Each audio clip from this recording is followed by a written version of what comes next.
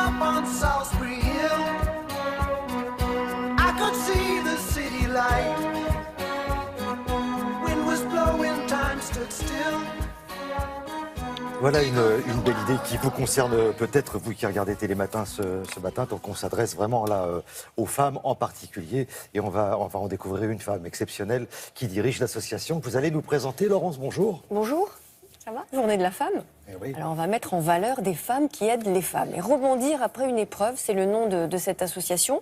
Nous on aime bien donner des coups de chapeau à Télématin. Eh bien c'est le cas, c'est une association qui s'occupe des femmes en détresse après ce qu'on appelle les accidents de vie. Alors ça peut être un abandon avec enfant, un deuil, un chômage en situation de foyer monoparental. Et ce sont souvent les femmes qui sont en première ligne encore aujourd'hui en situation de précarité avec enfants. Et au vu des témoignages recueillis dans l'association, eh bien on comprend aujourd'hui très vite que la précarité peut arriver très très facilement et qu'aujourd'hui le point de bascule est très rapide et très soudain, est devenu très accessible à cause des réactions en chaîne. Et c'est quoi les réactions en chaîne? Ça va très vite, tout est lié. On paye plus son loyer, ça entraîne des saisies d'huissier, une interdiction bancaire, on n'a plus de carte bleue, très vite plus assez d'argent pour se loger et pour se nourrir. Par le passé, il y avait les parents, il y avait la famille qui aidait. Eh bien aujourd'hui, il n'y a plus de garde-fou si vous n'avez pas votre famille proche ou vos parents pour vous aider. Eh bien, vous pouvez très facilement vous trouver à la rue. Alors, l'association Rebondir après une épreuve a donc recruté des professionnels de tout ordre. Ils sont bénévoles pour aider ces personnes qui sont en point de rupture à trouver quoi? Un travail, un logement, retrouver aussi la confiance en soi, ce qui n'est pas gagné. De l'écoute, je crois que c'est important. Et de l'écoute. Elle fait aussi appel à des mécènes, des entreprises à qui elle tend la main pour faire preuve de solidarité. Nous avons rencontré la fondatrice de Rebondir après une épreuve et une bénéficiaire, elle s'appelle Laetitia, une maman isolée de 35 ans. Reportage. Bonjour Laetitia. Bonjour Stéphanie. Entrez, je vous en prie. Ce qui m'a semblé important, c'était de répondre justement à un besoin global d'accompagnement. Une personne n'est pas scindée par problématique. Pour être plus efficace, pour maximiser ses chances de rebond, eh bien, c'était nécessaire d'avoir un accompagnement qui soit multi-compétences. En fait, je suis un petit peu dans l'urgence parce que je suis en fin de droit, donc d'ici 1 mois et demi, et j'ai vraiment besoin de retrouver un emploi rapidement. Voilà, en ce moment, je pense que je suis assez fatiguée, que ça se voit, et que j'aimerais pouvoir travailler sur ça pour avoir plus confiance en moi. D'accord. J'ai sollicité l'association Rebondir après une épreuve, après une séparation, et je venais d'avoir un petit bébé, et j'étais au chômage, j'avais aussi des difficultés financières, donc c'était vraiment quelque chose de global, et je sentais que j'avais du mal à y arriver. Et que j'allais tomber peut-être dans une plus grande précarité si je n'arrivais pas à rebondir rapidement. J'étais aussi en fin de droit au niveau du travail, donc si je ne retrouve pas rapidement un emploi, j'étais amenée à ne plus arriver à payer mon logement.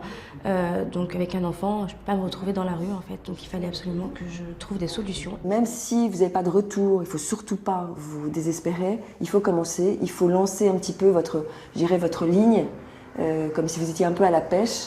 Ça va peut-être pas mordre tout de suite, mais il ne faut pas avoir peur, il faut le faire. Le dispositif que l'on propose aujourd'hui est vraiment particulièrement novateur en France. Il est à 2 niveaux. Le premier niveau d'innovation, c'est cet accompagnement multi-compétences grâce à 90 bénévoles qui sont particulièrement engagés dans l'action. Et le deuxième niveau innovant et original, c'est cette anticipation de précarité, plus que l'assister, la prévenir avant qu'elle ne surgisse. Il faut vraiment qu'on retravaille sur le CV.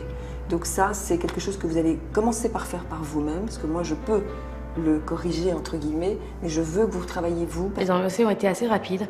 En fait, l'association m'a permis surtout de mobiliser mes ressources. Ça m'a permis de reprendre confiance en moi. J'ai trouvé assez rapidement, une mission. Donc ça reste assez précaire pour le moment, mais j'ai du travail. Je ne suis plus au chômage, ce qui me permet aussi de pouvoir subvenir aux besoins primaires dont j'ai besoin avec mon fils. Et je vais pouvoir peut-être accéder à un logement. Parce que tous ces rendez-vous, ça donne des résultats. Un résultat très encourageant. Il y a des chiffres. Au terme du programme d'accompagnement de 8 mois, 75% des bénéficiaires rebondissent et trouvent un emploi. C'est quand même énorme. Et puis, à plus long terme, les femmes qui ont quitté le programme se disent plus armées grâce aux méthodes globales qu'elles ont acquises pour être plus autonomes. Car en fait, c'est ça l'idée force. C'est être beaucoup plus autonome, plus armée. L'association compte donc sur la venue de nouveaux mécènes. Donc, Télématin est là pour leur demander de venir, pour aider l'association à aider et souhaite aider plus de bénéficiaires grâce donc à Télématin. Elle va en avoir objectif 1000 personnes à horizon de 5 ans.